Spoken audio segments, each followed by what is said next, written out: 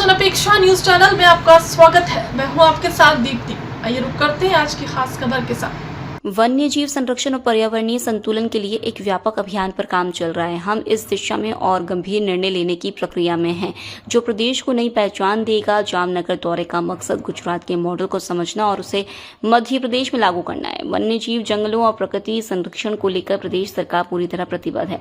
मध्य प्रदेश वन्य पर्यटन और पर्यावरण संरक्षण में देश का अग्रणी राज्य बने, यही हमारा उद्देश्य है। मुझे हमारे वन्य जीव की दृष्टि से मध्य प्रदेश पूरे देश में जैसे फॉरेस्ट का एरिया हमारा बहुत ज्यादा है, उसी प्रकार से परमात्मा की दया से और हमारे सभी फॉरेस्ट डिपार्टमेंट और वन्य प्रेमियों के कारण से हमारे यहाँ मध्य प्रदेश में सभी प्रकार के वन्य जीव, जैसे टाइगर, देश में सबसे ज्यादा टाइगर अगर कहीं है तो मध्य प्रदेश में है। लेपर्ड, तेंदुए की संख्या भी पूरे देश में सबसे ज्यादा हमारे यहाँ है।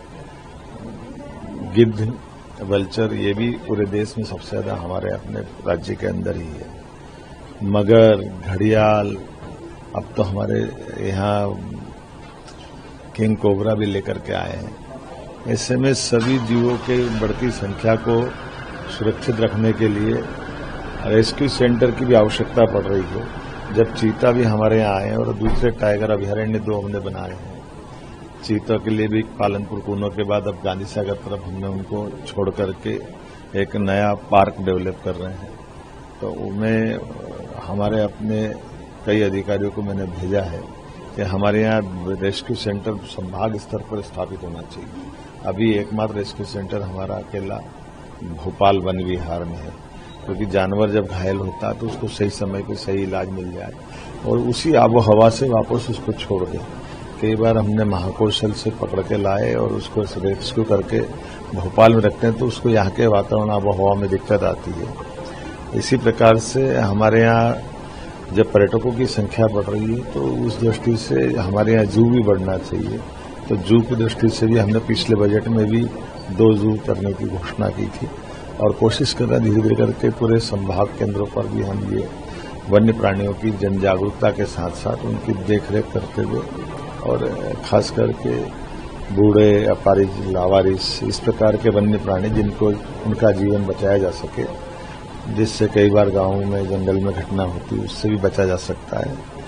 तो मैं उम्मीद करता हूं कि हमारा ये जो पूरे देश का सर्वश्रेष्ठ रेस्क्यू सेंटर और एक तरह से जू है गुजरात में, मैं आज उसको स्वयं भी देखने जा रहा हूं। मैंने बीच में टीमें भेजी थी और हम उम्मीद करेंगे कि आपस में हमारे जानवरों को भी आदान प्रदान करें।